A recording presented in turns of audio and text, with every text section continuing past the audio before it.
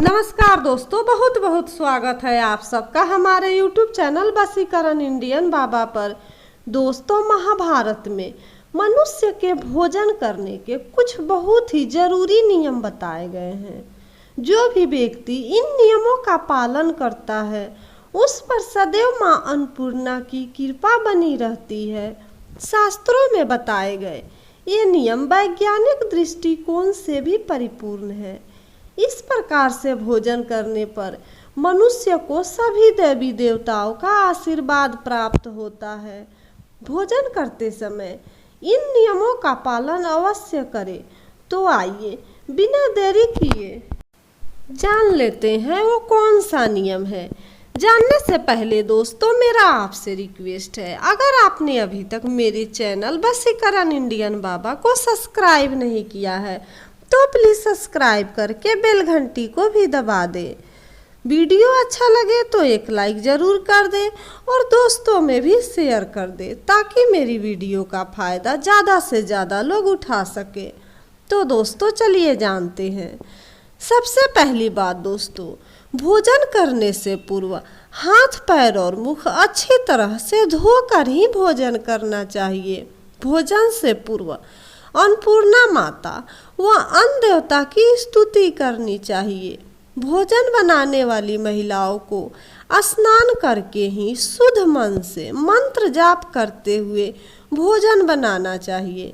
सबसे पहले 3 रोटियां, एक गाय के लिए, एक कुत्ते के लिए और एक कौवे के लिए अलग निकाल कर अग्निदेव को भोग लगाकर ही घर वालों को खाना परोसना चाहिए। भोजन पूरे परिवार को एक साथ ही बैठकर करना चाहिए। नियमानुसार अलग अलग भोजन करने से परिवार के सदस्यों में प्रेम और एकता कायम नहीं होती है।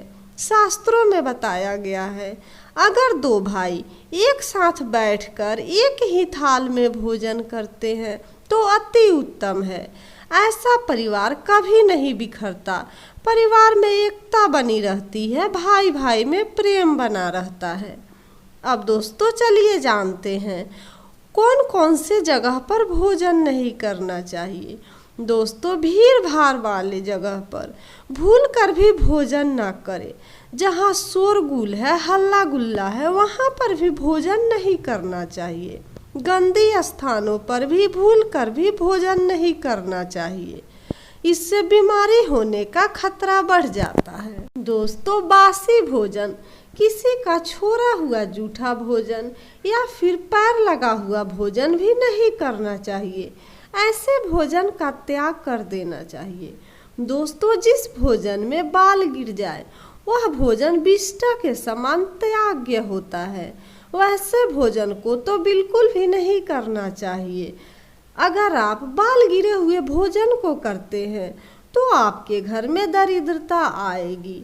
तो दोस्तों, जिस भोजन में बाल गिर जाए उस भोजन को हटा दें। आप दूसरा भोजन लेकर कर सकती हैं। भोजन करते समय किसी भी बात पर चर्चा ना करें। भोजन करते समय ना बोले, भोजन को चुपचाप करना चाहिए, क्योंकि अगर आप बोलते हैं तो आपको सरक सकता है, जिससे आपकी परेशानी बढ़ सकती है। भोजन का अपमान भी नहीं करना चाहिए।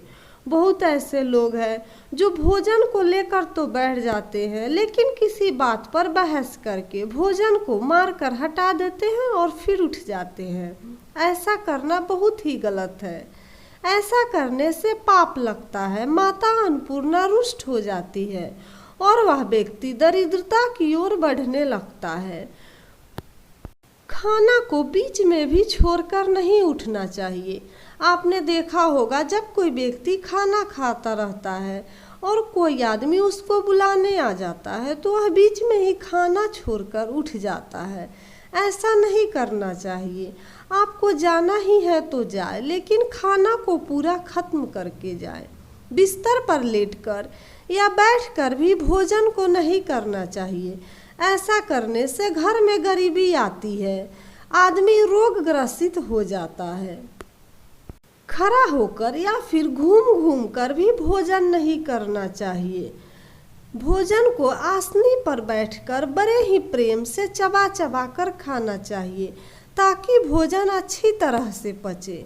और दोस्तों, भोजन के तुरंत बाद किसी भारी वस्तु को नहीं उठाना चाहिए, व्यायाम नहीं करना चाहिए, चाय पानी नहीं पीना चाहिए। आप भोजन के बाद टहल सकती है।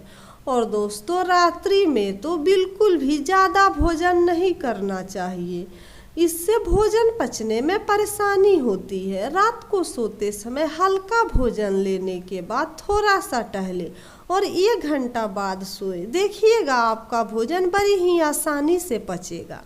और दोस्तों, चलिए मैं आपको एक बहुत ही महत्वपूर्ण बात बता देती हूँ।